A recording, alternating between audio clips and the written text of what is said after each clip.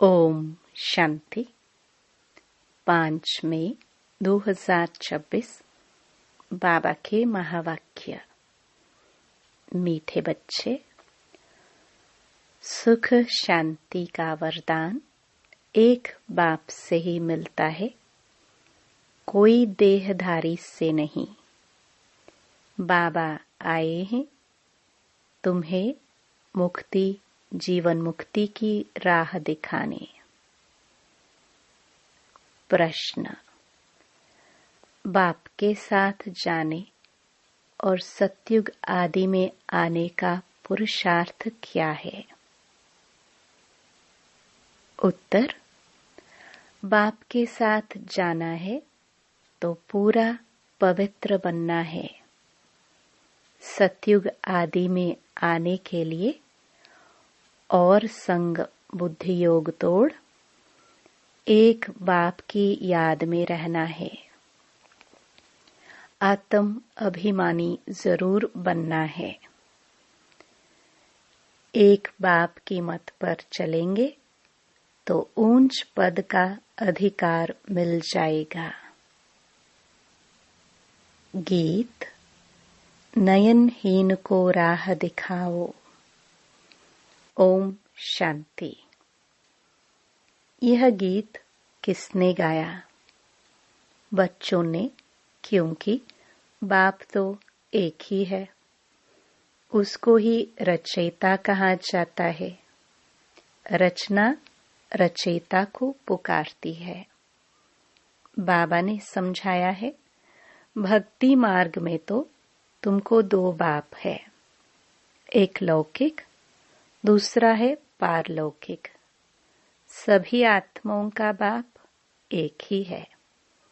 एक बाप होने से सभी आत्माएं अपने को ब्रदर्स कहते हैं।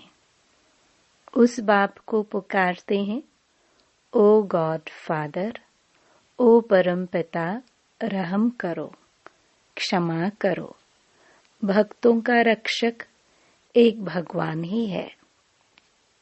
पहले तो यह समझाना चाहिए कि हमको 2 बाप हैं। अब पारलौकिक बाप तो सभी का एक है, बाकी लौकिक बाप हर एक का अलग अलग है।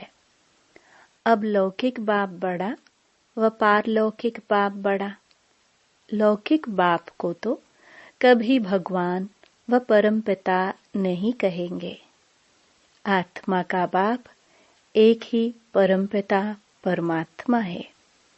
आत्मा का नाम कभी बदलता नहीं है, शरीर का नाम बदलता है। आत्मा भिन्न भिन्न शरीर ले पाठ बजाती है, अर्थात पुनर्जन्म लेती है। आखिर भी कितने जन्म मिलते हैं, सो बाप ही आकर समझाते हैं। बच्चे, तुम अपने जन्मों को नहीं जानते हो। बाप आते ही भारत में हैं, उनका नाम शिव है। समझते भी हैं शिव परमात्मा है। शिव जयंती व शिवरात्रि भी मनाते हैं। वह निराकार है, जैसे आत्मा भी निराकार है। निराकार से साकार में आते हैं पाठ बजाने। अब निराकार शिव तो शरीर बिगर पाठ बजा ना सके। मनुष्य इन बातों को कुछ भी नहीं समझते हैं। नयनहीन है। यह शरीर के 2 नेत्र तो सबको है, तीसरा ज्ञान का नेत्र आत्मा को नहीं है, जिसको दिव्य चक्षु भी कहते हैं। आत्मा अपने बाप को भूल गई है, इसलिए पुकारते हैं, नयनहीन को राह बताओ। कहाँ की राह? शांति धाम और सुख धाम की। सर्व का सद्गति दाता सतगुरु एक ही है। मनुष्य मनुष्य का गुरु बन सद्गति दे नहीं सकता। न खुद सद्गति पाते हैं, न औरों को देते हैं। एक बाप ही सर्व को सद्गति देते हैं। उस अलफ बाप को ही याद करना है। बाप समझाते हैं, कोई भी मनुष्य मात्र मुक्ति, जीवन मुक्ति, शांति और सुख सदा काल के लिए दे नहीं सकते। सुख शांति का वरदान तो एक बाप ही दे सकते हैं। मनुष्य मनुष्य को नहीं दे सकते। भारतवासी सतो प्रधान थे तो सतयुगी स्वर्गवासी थे। आत्मा पवित्र थी। भारत को स्वर्ग कहा जाता है, जबकि आत्माएं पवित्र सतो प्रधान थी। तुम जानते हो, बरोबर आज से 5000 वर्ष पहले भारत स्वर्ग सतो प्रधान था। इन लक्ष्मी नारायण का राज्य था। अभी कलयुग का भी अंत है। इसको नरक कहा जाता है। यही भारत स्वर्ग था तो बहुत धनवान था। हीरे जवाहरों के महल थे। बाप बच्चों को याद दिलाते हैं, सतयुग आदि में इन लक्ष्मी नारायण की राजधानी थी। उसको स्वर्ग वैकुंठ कहा जाता है। अभी तो स्वर्ग है नहीं, यह बाप समझाते हैं। बाबा भारत में ही आते हैं। निराकार शिव की जयंती भी मनाते हैं, परंतु वह क्या करते हैं यह कोई नहीं जानते। हम आत्माओं का बाप शिव है, उनकी हम जयंती मनाते हैं। बाप की बायोग्राफी को भी नहीं जानते।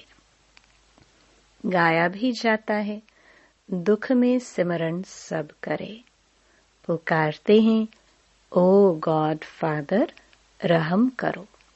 हम बहुत दुखी हैं, क्योंकि यह रावण राज्य है। वर्ष वर्ष रावण को जलाते हैं ना, परंतु यह किसको पता नहीं कि 10 शीश वाला रावण क्या चीज है।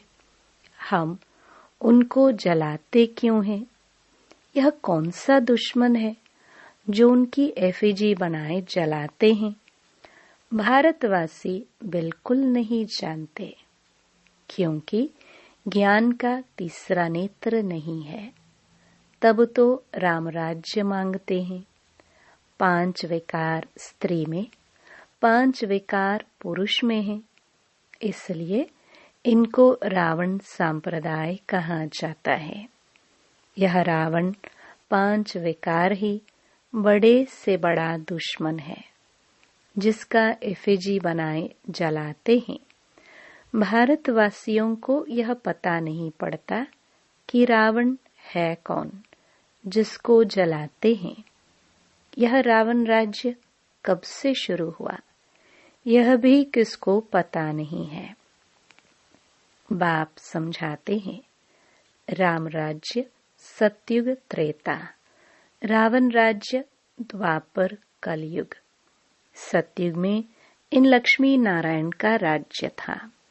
इन्हों को यह राज्य कहाँ से कैसे मिला यह कोई नहीं जानते। यह समझने की बातें हैं। इसमें अटेंशन देना पड़ता है। मोस्ट बिलवड बाप है, तब तो उनको भक्ति मार्ग में भी पुकारते हैं। भारत में जब इन्हों का लक्ष्मी नारायण का राज्य था तो दुख का नाम नहीं था। अभी दुख दाम है। कितने अनेक धर्म है। सतयुग में एक धर्म था। इतनी सब आत्माएं कहाँ चली जाएंगी किसको पता नहीं है, क्योंकि नयनहीन है। शास्त्रों से ज्ञान का तीसरा नेत्र किसको नहीं मिलता है। ज्ञान नेत्र ज्ञान सागर परमपिता परमात्मा ही देते हैं। आत्मा को तीसरा नेत्र मिलता है। आत्मा भूल गई कि हमने कितने जन्म लिए हैं। सतयुग में जो देवी देवताओं का राज्य था वह कहाँ गया? गाते भी हैं मनुष्य 84 जन्म लेते हैं, 84 का चक्र कहते हैं, परंतु कौन सी आत्मा 84 जन्म लेती है? जो पहले भारत में आते हैं वह थे देवी देवता, फिर 84 जन्म भोग अंत में पतित बन जाते हैं। गाते भी हैं हे पतित पावन, तो सिद्ध करते हैं हम पतित हैं इसलिए पुकारते हैं हे पतित पावन, हमें पावन बनाने आओ। जो खुद ही पतित हैं वह फिर औरों को पावन कैसे बनाएंगे?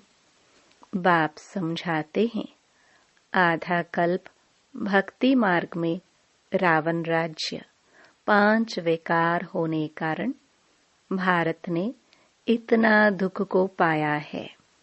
84 जन्म तो लेते ही हैं, उनका भी हिसाब समझाना चाहिए।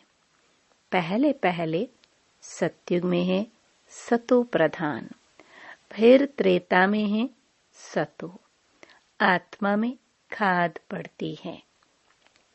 बाप आते ही भारत में है, शिव जयंती है ना, और सभी आत्माएं तो गर्भ में जन्म लेती हैं। बाप कहते हैं मैं साधारण बूढ़े तन में प्रवेश करता हूँ, जिनका यह बहुत जन्मों के अंत का जन्म है। यह समझानी कोई एक को नहीं दी जाती। यह गीता पाठशाला है। मनुष्य को देवता बनाने के लिए यह राजयोग सिखाया जाता है। तुम यहाँ आए हो स्वर्ग की बादशाही प्राप्त करने, जो बाप ही दे सकते हैं। गीता पढ़ने से कोई राजा बनते नहीं है और ही रंक बनते जाते हैं। बाप गीता का ज्ञान सुनाए राजा बनाते हैं। औरों द्वारा गीता सुनने से रंक बन गए हैं। भारत में जब इन लक्ष्मी नारायण का राज्य था तो प्योरिटी, पीस, प्रॉस्पेरिटी थी। पवित्र गृहस्थ आश्रम था, वहाँ हिंसा का नाम नहीं था। फिर द्वापर से लेकर हिंसा शुरू हुई है। काम कटारी चलाते चलाते तुम्हारी यह हालत आकर हुई है। सतयुग में 100% सॉल्वेंट थे, सतो प्रधान थे। यह राज कोई भी मनुष्य अथवा साधु संत आदि नहीं जानते। बाप जो ज्ञान का सागर पतित पावन है, वही आकर सतो प्रधान बनने की युक्ति बताते हैं। रावण की मत पर मनुष्यों का देखो क्या हाल हो गया है। राजे लोग भी वह जो पवित्र राजाए होकर गए हैं, उन्हों के चरणों में जाकर पड़ते हैं और महिमा गाते हैं। आप सर्वगुण संपन्न, हम नीच पापी हैं। हमारे में कोई गुण नहीं है। फिर कहते हैं आप ही तरस परोई, हमको आकर मंदिर लायक बनाओ। किसकी भी समझ में नहीं आता कि बाप कैसे आकर फिर से देवी देवता धर्म की स्थापना कराते हैं। अब तुम समझते हो, हम सो देवी देवता धर्म के थे। हम सो क्षत्रिय, वैश्य, शूद्र बने, इतने जन्म लिए। अब 84 जन्म पूरे हुए हैं। फिर दुनिया का चक्र फिरना चाहिए, इसलिए फिर तुमको पावन यहाँ बनना है। पतित तो सुख धाम, शांति धाम में नहीं जा सकते। बाप समझाते हैं तुम जो सतो प्रधान थे, वह तमो प्रधान बने हो। गोल्डन एज से फिर आयरन एज में आए हो, फिर गोल्डन एज बनना है, तब मुक्ति धाम सुख धाम में जा सकेंगे। भारत सुख धाम था, अब दुख धाम है। गीत में भी सुना, हम नयनहीन को राह बताओ, हम अपने शांति धाम में कैसे जाए। वो लोग तो कह देते हैं परमात्मा सर्वव्यापी है, फलाना अवतार है, परशुराम अवतार है। अब बाप परशुराम बन किसको मारते होंगे क्या? हो नहीं सकता।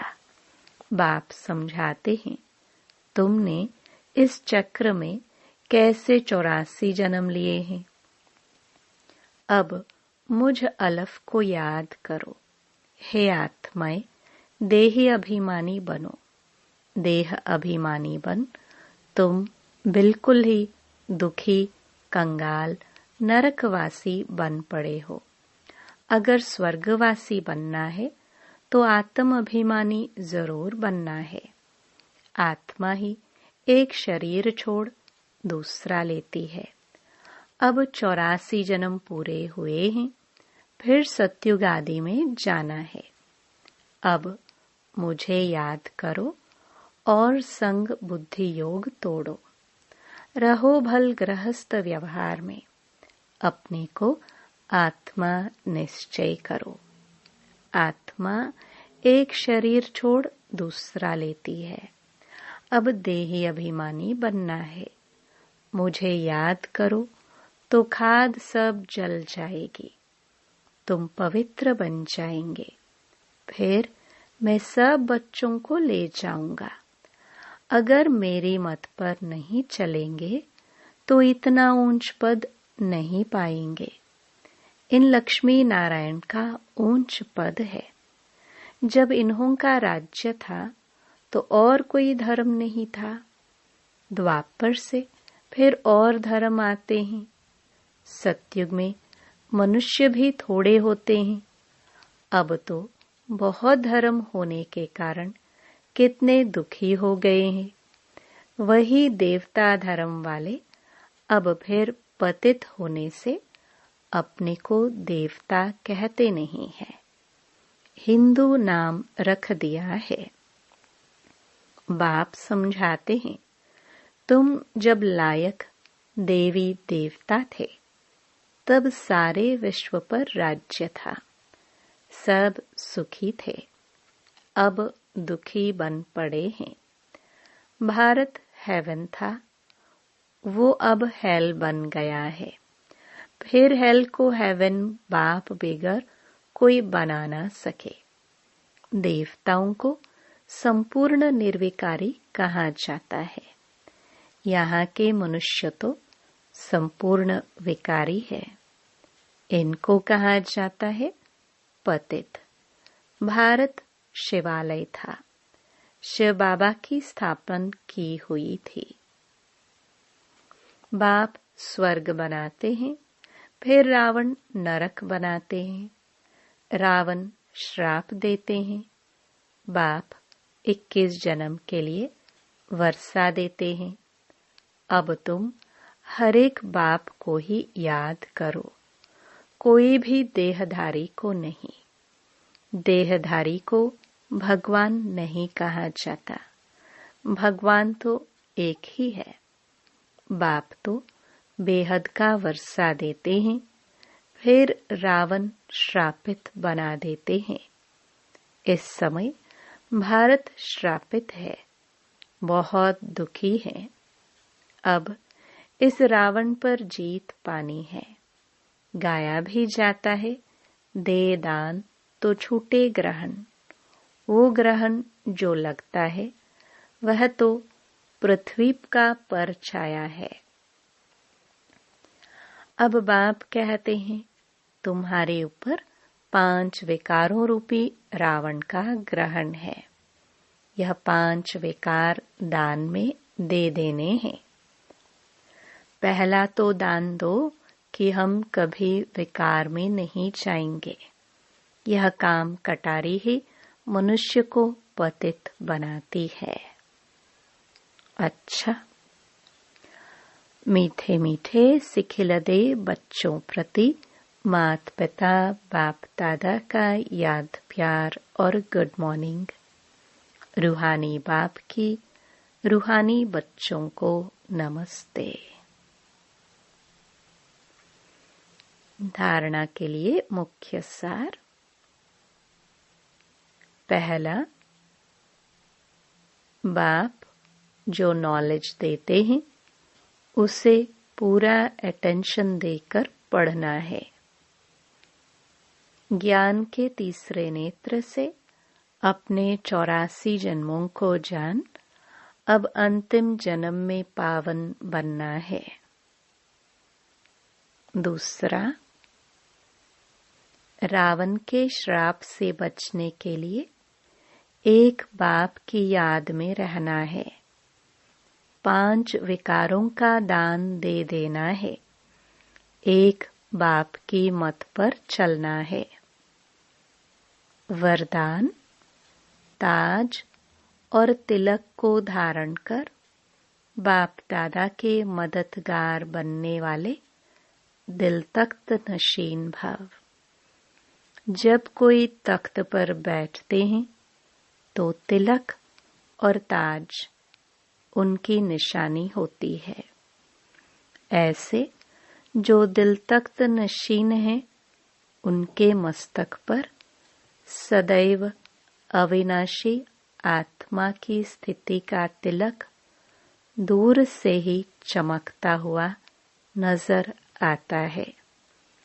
सर्व आत्माओं के कल्याण की शुभ भावना उनके नयनों से व मुखड़े से दिखाई देती है। उनका हर संकल्प, वचन और कर्म बाप के समान होता है।